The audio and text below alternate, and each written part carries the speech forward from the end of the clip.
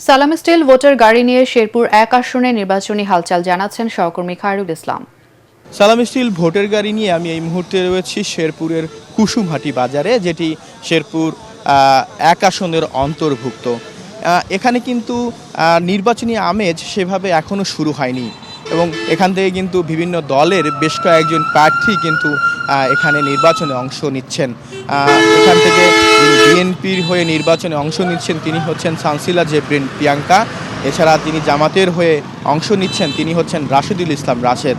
এছাড়াও কিন্তু এখানে একজন বিদ্রোহ প্রার্থী অর্থাৎ স্বতন্ত্র হয়ে নির্বাচনে অংশ নিয়েছেন তিনি হচ্ছেন শফিকুল ইসলাম মাসুদ, যিনি এখানকার এই জেলার বিএনপির সাবেক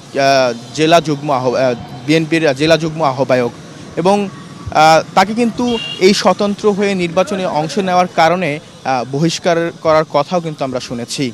এখানে এসে আমরা ভোটারদের সঙ্গে কথা বলেছি, ভোটাররা আসলে বলছেন যে এই যে ৩ প্রার্থী রয়েছে এই ৩ প্রার্থীর মধ্যে একটি ত্রিমুখী লড়াই হতে পারে এবং সেই লড়াই থেকে যে কোনো একজন আগামী এই নির্বাচন এখানকার প্রতিনিধি হিসেবে নির্বাচিত হবেন বলেও কিন্তু তারা ধারণা করছেন।